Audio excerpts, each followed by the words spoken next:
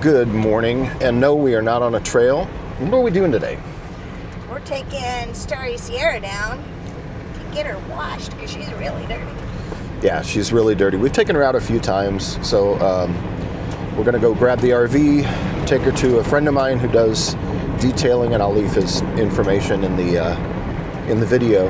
And then what are we going to do? We have some repairs to do, right? Yes, we do. So if you remember from the last video, Teresa was having some problems with her locker. So we did get that part, the locker sensor bypass. So I'm going to be putting that on today, and then I have to work out the wiring in my Jeep because the wiring is giving me all kinds of problems. And it's my own fault. It's some of the issues that I think we're having with the auxiliary lights that I put in. So those things shake loose on the trail. We're going to see what we can find. So hopefully you'll learn something. I know I'm going to learn something.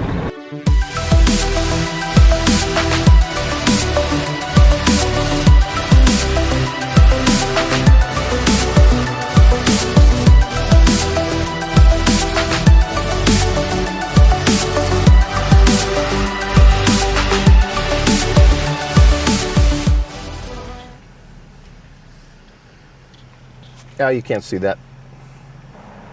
There we go. Sorry about that little ad hoc editing. Okay, so we are here at the rig. Starry Sierra. There she is in all her glory. Man, my voice is still kind of shot from waking up so early. So we're gonna get the air up kit, and we're gonna air up her tires. We're also gonna check the ride right, so I'll take you guys along for that. And then I think we're going to put a pod in and get on the road to the detailer. Yep, and get her all clean and pretty for our next trip. Only so it can get dirty again. Yeah. Okay, so the air compressor that we use is a DeWalt. And this is really good because it goes under the seat. I think you saw in the last video where I pulled it out from under the seat in my Gladiator. And I think you keep one. Where do you keep yours? In the back? I keep it under the back compartment. Yeah. So what I'm going to do is I'm going to show you the ride right system on the RV. So this little nozzle right here, and I always take this off just because I don't trust that little fast air down to get me the right pressure. So what this is let's see if I can show you where they're at. And it's kind of hard to see. It's a little dark, but there's a little, basically a little air baffle that's in the suspension. And what this does in any Class C, and I think probably, I don't know, do trailers have this as well? I'm not sure. Anyway, what this does is this gives you a nice bouncy ride. It can get too bouncy. We've been there. Mistakes were made. Ask me how I know.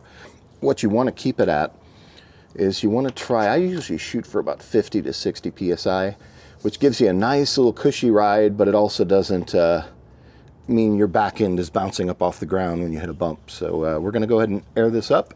Super simple. This is really great because when you turn on the compressor, it's your standard compressor. I mean, this isn't magic, but we're going to take it to, just turn the little dial and take it to, I think we're going to go 60 today. And these things fill up, these baffles fill up really fast. So it takes like, you'll hear it takes just like seconds for it to be completely finished. And one of the things you have to be very careful with are these TPMS sensors that are little caps that go on the wheels. If you drop one of these in that hubcap, you are going to be removing a hubcap, which I have done. Thank goodness I got it. I have actually done that, dropped it in there, and spent about 20 minutes getting the hubcap off the old-fashioned way with a screwdriver. So we're not going to do that today. Okay, so we got the RV dropped off. There she is, waiting to be washed. And I think it's time for Starbucks. You read my mind. I was just going to say find a place to get Starbucks. I also love their pockets. We're going to get a couple of those chicken. Yeah. What are those? Chicken jalapeno chicken. They're really good. Pockets, and those things are just amazing for breakfast. But too small. For we lunch, always get two. For whatever. They are pretty small. So we're going to head out to Starbucks and fill up our little bellies. All right, so we got our Starbucks. By the way, if you haven't tried it, the Siracha at Starbucks is... Oh my God, that's good. The funny thing is I asked them if they sell it, and they were like, oh, no, we don't sell that. And I said, will you ever sell it? Like they would know. But then I went online while we're sitting there eating, and I found out that you can buy it like on eBay and places on the web. I guess people have like scored mass amounts of packets of this Siracha, and they sell it online. But I will tell you, if you haven't tried it, go to your Starbucks, get one of those jalapeno chicken pockets. And just cover it in Sriracha, and you will not regret it. So I got my normal, iced Americano, and I think we're gonna head back and do the first of a couple of repairs today to Trixie's Jeep. Yeah. So stick with us. Okay, so if you watched our last video, you know that Teresa was having problems with her locker on the trail in Palomar. And if you haven't, I'll put the link down below to that video. Watch that video, it's really good. So she was having problems with her locker, and the way it manifests itself and the way you know you're having problems is right there. Now, if you look, she's been driving around for a little while, and we've been going to Starbucks and dropping off the RV and everything, and all of a sudden, the locker light starts flashing like it's trying to engage. If you can see there, it's blinking. And that's not very good. Okay, so we're back on this beautiful day. We got some great cover there from the sun. And we're gonna go ahead and install Teresa's locker bypass. So these are the tools you're gonna need. You're gonna need, obviously, something to lay on. You're gonna need some little twisty ties, my trusty Gerber multi-tool, and there is the Z-Automotive. Now what this is, as I said, is it's very simple. It is a little, here, let me get it up. It is a little bypass, and it's just a wiring harness that goes right on underneath in between your wiring connector to the differential and the differential itself. So we're gonna get under there as soon as Trixie comes out with a rag, because we're gonna do a little bit of cleaning of that connection before we install this. So, okay, so we are going to at least attempt to get under this car here. What you're looking for is the differential wiring harness, which is right there. And as you see, it's just a little harness, nothing magical. And it has this little, let me get the rag out of the way. It has this little white slide out thing that you have to get at. And you have to kind of put your thumbnail under there and pull it out like that. So you're gonna see as you do that, this guy is gonna come out. And then what you're gonna do is you're just gonna squeeze, and this is where it can somewhat get challenging. Oop, and there it is. So that quick, just disconnects right from the differential, and then that is where you're going to have the bypass installed. So first thing we're gonna do is we're gonna wipe down this connection and make sure that it's nice and clean.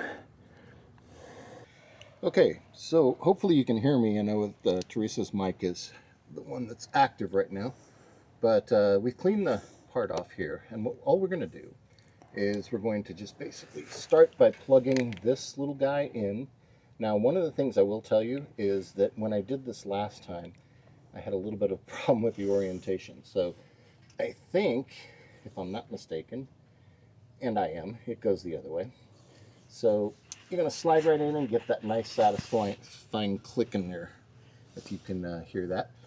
And then I heard it. The second part actually goes, what you're going to do, what I had to do is bend this wire out just a little bit here and just plug it as best as possible right in here. And again, that satisfying click. And then you're going to take that little gray thing here, the little gray slide out safety catch, and you're going to push it all in. That makes sure that this is really good. So this is a little sketch for me, bouncing around a bit, so I may actually end up wiring it up here in this top wiring harness, if you can see it. Okay, so we finished the repair. That actually took, how long do you think that took? Would you say? Probably less than 10 minutes. Yeah, it took less than 10 minutes, although most of the time was spent trying to get the wiring harness zip tied up back on the underside of the Jeep. It looks like there might have been something that shook loose, so I had to zip tie a couple of things. But we're going to go ahead and turn on the vehicle. Let me get to the area where we can see. Here, I'm going to pass you over the camera. And if you could get it on the light there. Down here? At the bottom. Yep. Go ahead and turn on the vehicle. Okay. And what's the state of your lockers right now? The state of the lockers Is it blinking? Off. Is it blinking?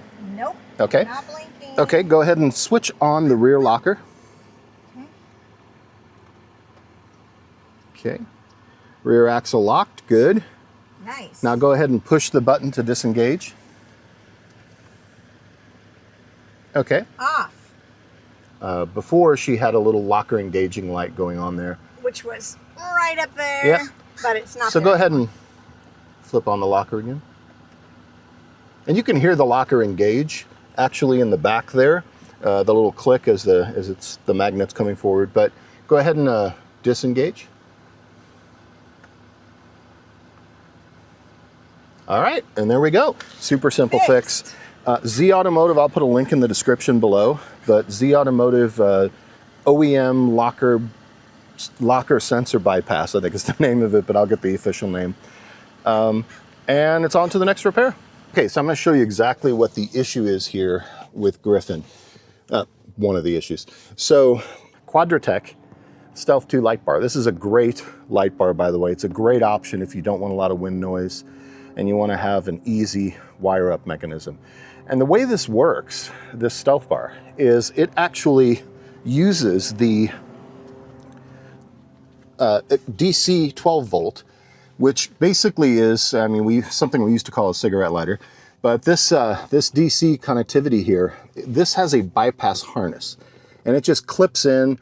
It's actually like a piggyback, and it clips in, allows the port to power both this port and the harness that goes to the Stealth 2 bar. The problem that I have here with this is that if you look at this wiring harness, there is an inline fuse here. And this inline fuse tends to get really hot, and I think it's because if you look at the gauge wiring, you'll notice that there's a significant difference between the gauge that's taking the draw here up to the lights, and this wiring here that's going into the fuse. The other thing I think is going on is we're increasing resistance because of that little exposed copper down there. And that exposed copper is causing, on occasion when these run long, it will cause the fuse to melt in this little plastic holder. And that's happened to me a couple times now.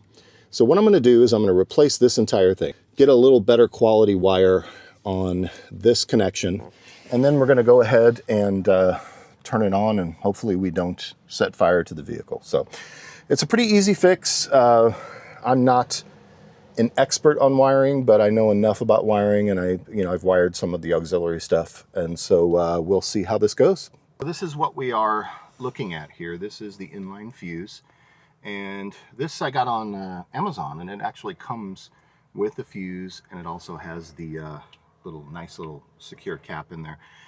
Notice the wiring, how thick this wiring is.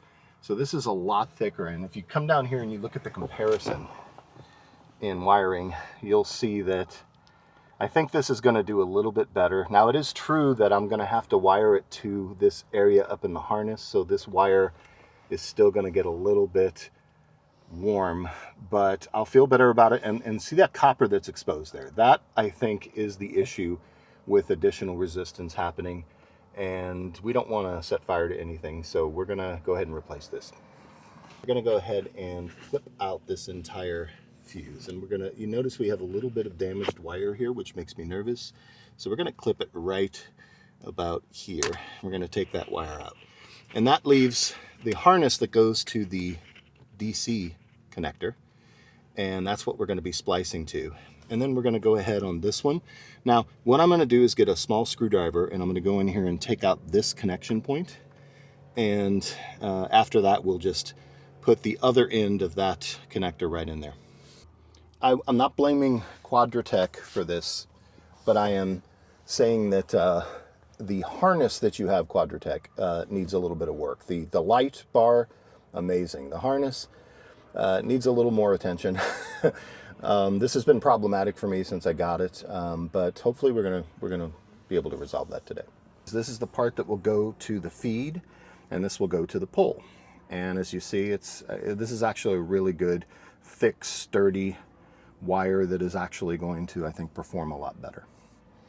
So now I have the harness, and I have my favorite little pink little butt connectors, and these are the shrink ones, and we're going to show you when we get these spliced how you shrink them onto a wire when you don't have a heat gun, which good Christmas idea, babe, heat gun.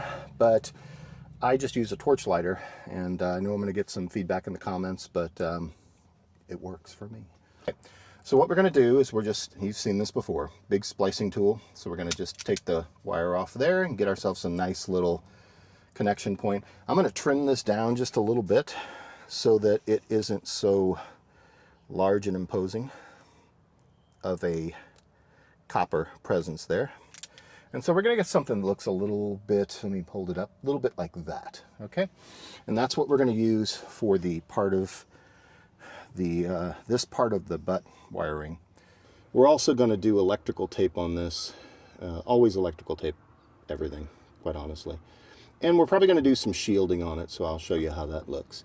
So what we're going to do is we're going to take the other end here, and we're going to just slide it right in. Oh, that's so satisfying.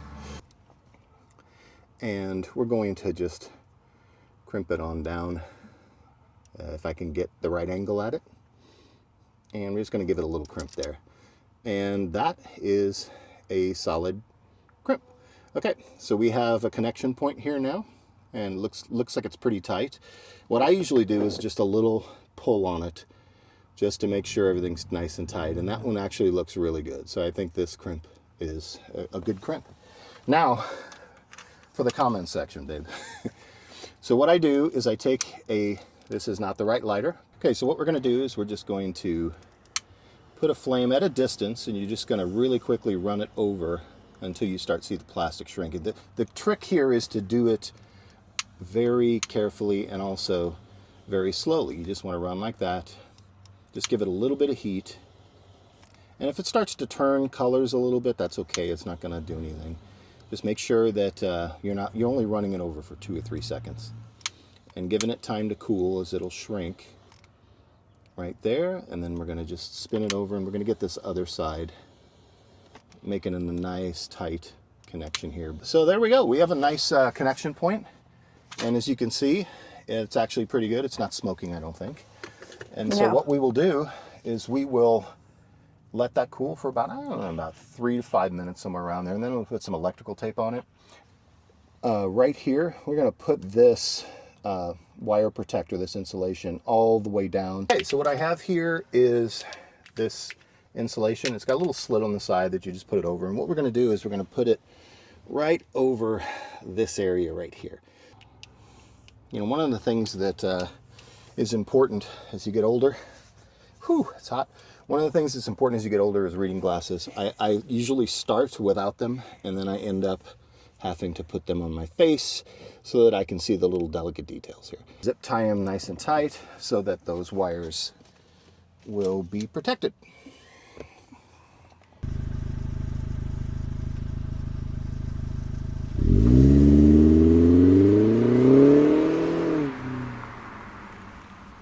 Okay, so guys, I think that's it. I think we're there.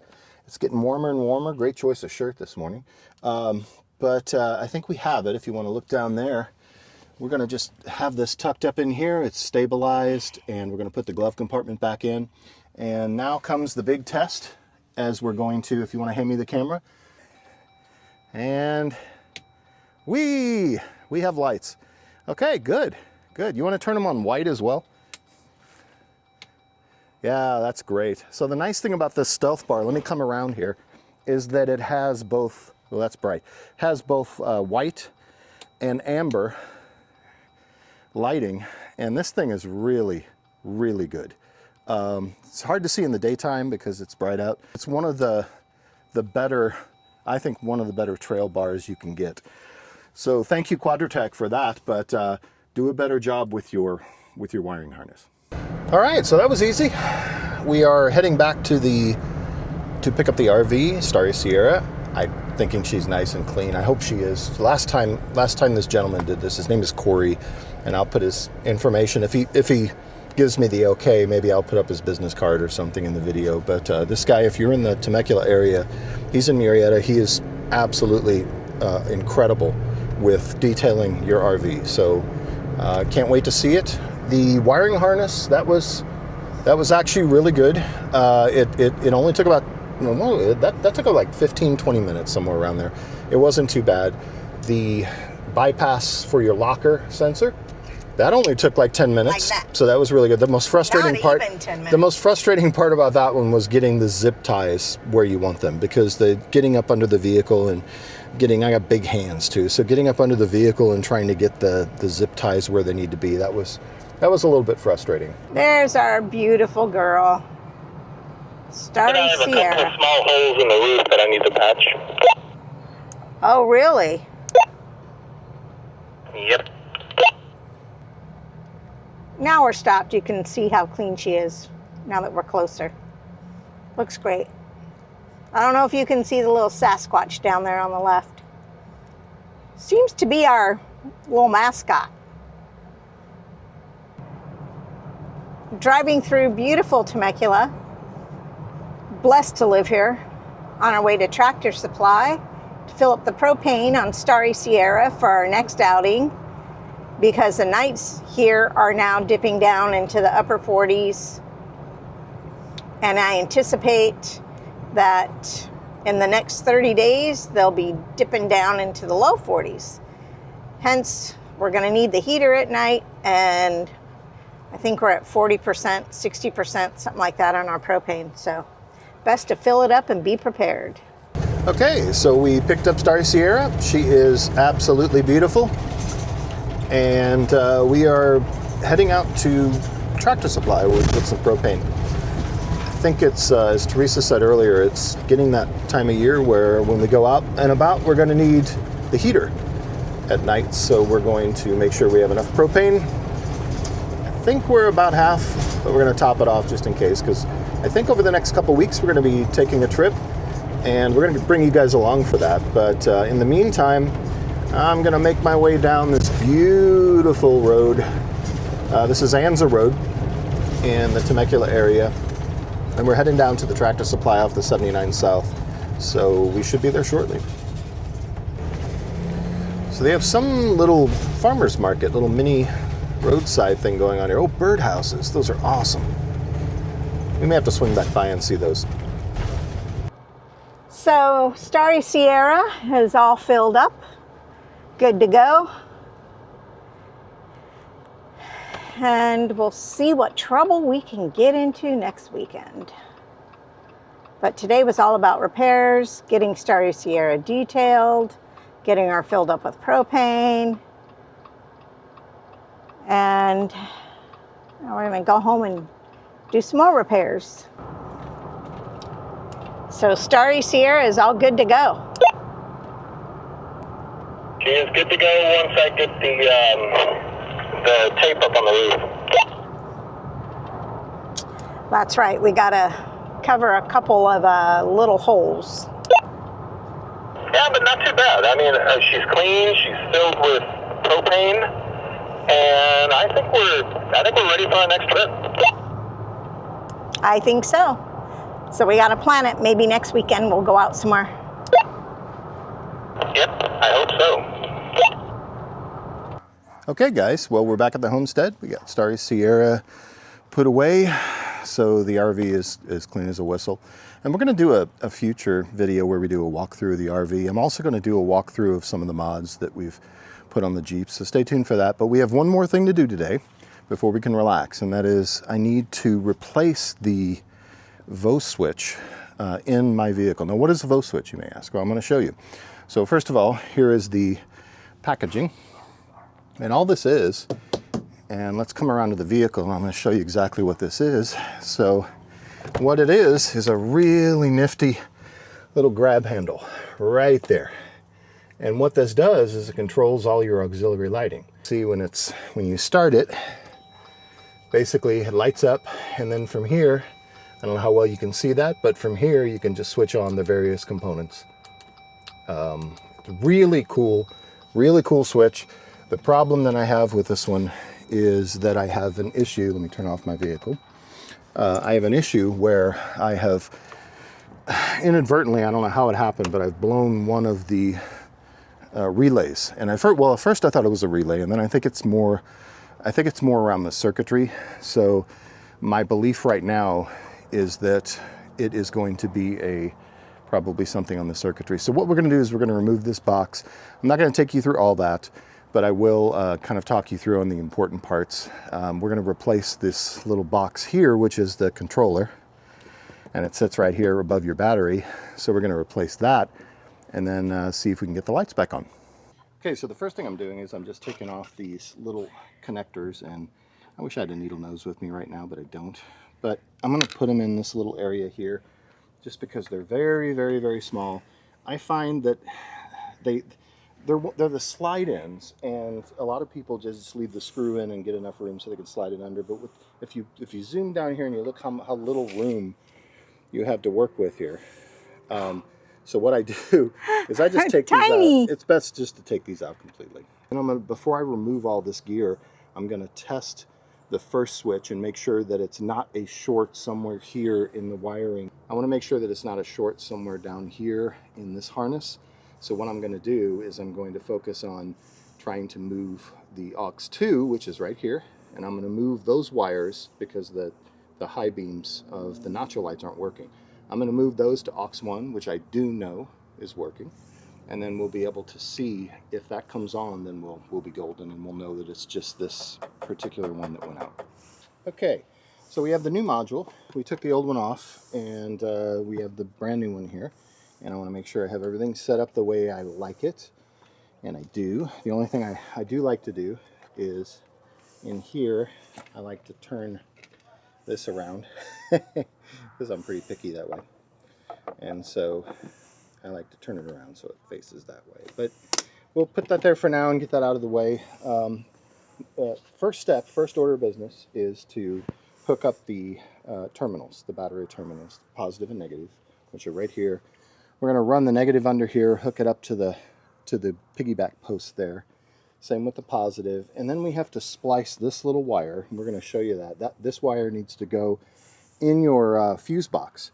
And this is a piggyback fuse, and what it does allows you to have this connected to your DC 12 volt so that when you turn on the vehicle, the switch will come on. If you don't do that, then what you have to do is you have to, very annoyingly, you push the power button every single time you get in. You want to use your accessory lights. The downside to not doing the piggyback is if you forget to turn that off, it will drain your battery. Ask me how I know. So I'm going to hear this on the comments. I'm sorry about that. Still don't have a heat gun. Christmas idea. But what I'm going to do is just do the little bit of flame here, and you're just kissing it. You're just kissing it. Just kissing it. So that it shrinks up around it. And the goal there is to keep water. Because when you're on a trail and stuff, if water splashes up inside your engine compartment or you're washing your vehicle or something, what you don't want to have happen is you don't want this water to get inside of that wiring and cause problems. So this guy will ultimately shrink up, and if you look inside, you see it's tight around the casing at this point. A little bit more here I'll do on this side. That didn't instill confidence, that ladder. No. So what we did is we put it right here, and you just piggyback it into that. And I think it's, if I remember correctly, I think it's 42 or something like that. It's or 60. I'll post it on the video in the description. But what we did is just piggyback that into there with the two fuses connected. And then what we're going to have to do is come over here, and we're going to have to open this guy up. And down here, if you look, there's a little bitty switch right there. They are really tiny. Yeah. So what I'm going to do is I just need to reach in here carefully, and I'm going to flip this switch to ignition. Okay? You just flip it up, and that is all that you need to do, theoretically. Now, as you push my ignition, you'll be able to see that. So go ahead and push the ignition, and you'll be able to see the lights come on. Now you turn the ignition off. Two clicks, babe. And it goes off. So basically, every time you start your car, the ignition will be triggered, which will ultimately trigger this little guy right here. He comes on, and when you are turning off the car, he will go off, so you don't have to worry about running your battery or draining your battery. Okay, so I think we're finished. I think we're there. So if you look down here, we have all of the lights in their proper channels. I did find something interesting because the Nachos have a ground in the trail running. I actually skipped putting a second ground on the Switch, and the reason I didn't need to do that is because the ground is completed through that mode and it goes to the same lights. So I think we're good there. We're going to button all this up, but first I'm going to take you over. Just keep it here, and I'm going to turn on the lights and show you what we get. Okay. Got the trail running? Yep. Yep. Nanos. Antennas working? Nanos are working. What did I say about the time? You said, I don't know. What did you say about the time? You said it would be, what? 20 minutes tops. And how long has it been? What time is it now? It is... Well, you can see by the setting sun that it's, I think it's probably around 3 o'clock, somewhere around there. I'm guessing 3 o'clock. Is it 3 o'clock? 4 o'clock. 4 o'clock. Okay, that was quick. So, okay, so to be fair, in full transparency, what we had to do was pull it off. There was some difficulty getting the wires back in. I still have a little bit to do with cleanup, but for the most part, it really wasn't that bad. All the off-road lights are working again. So, recapping what we did today, we did your locker. Yep, fix the sensor on Beatrice. Okay, so that's resolved. Fixed the Quattros. I'm sorry, not the Quattros, the Stealth II. Fixed the Stealth II light bar harness. Once again, Quadratec. Great product. Work on the harness. And last but not least, we installed the brand new and improved Voswitch in the Gladiator. Yep. And so I think we're good. And we had Starry Sierra detailed today, and she looks beautiful. And we took her down to Tractor Supply and filled up her propane. So we're that's good. one busy day. Now you owe me a dinner, I think. Yeah. Okay, so we're gonna go out to dinner. We're gonna get cleaned up, go out to dinner. Please don't forget, like and subscribe to this video. Please subscribe to our channel if you like the content. We're gonna keep it coming. Click the little notification bell so you get notified when we drop new stuff, and hopefully we'll once again be able to do some of the outtakes. Some of these outtakes are really, really, really ugly. I have to bleep out about 90% of it. So he was getting a little frustrated. we'll do more of these mod videos and repair videos when we have stuff that needs repairing. But until next time, which is often. Yeah, it's pretty often. So until next time, guys, thank you so much again. Like, subscribe, click the notification bell, and we'll see you on the next journey. Bye.